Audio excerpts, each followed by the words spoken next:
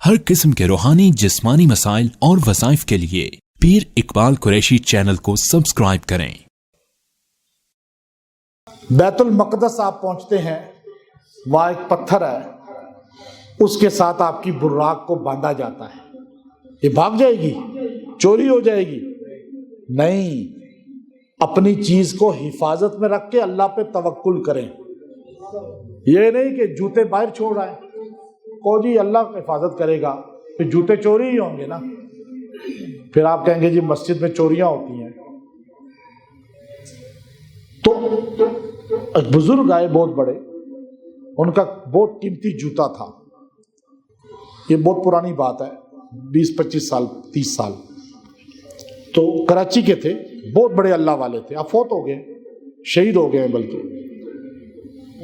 تو میرے پاس آئے تو میں ان کا حلیہ پگڑی بہت قیمتی، لباس بہت قیمتی، اچھا جوتا بہت ہی قیمتی، تو کھسا نما تھا۔ تو ہم مسجد میں گئے نماز پڑھنے، تو میں نے اپنے جوتے تو اٹھا کے اندر رکھے، تو انہوں نے جوتے وہیں چھوڑ کے میرے ساتھ میں نے کہا حضرت یہاں چوری ہوتی ہے، کہا یہ کبھی چوری نہیں ہوں گے۔ میں نے کہا حضرت چوری ہو جاتی ہے، یہ اسلام آباد کی بہت بڑی مسجد ہے، لیکن چھوٹی مسجدوں میں بھی چوری ہوتی ہے۔ انہوں نے کہا آپ واپس آ کے دیکھ لینا، ادھر ہی پڑے ہوں گے۔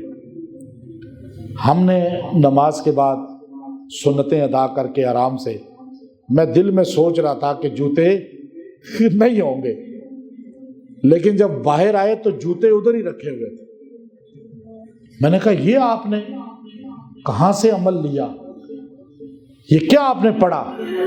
تو کہنے لگے مولانا عبدالحی عارفی رحمۃ اللہ علیہ نے ہمیں بتایا تھا، جو مفتی تقی عثمانی صاحب دامت برکاتہم العالیہ کے مرشد ہیں، بہت پرانے، فوت ہو گئے، کہ جب بھی کوئی چیز آپ چھوڑ کے جائیں تو یہ جملہ بول دیں کبھی چوری نہیں ہوگی۔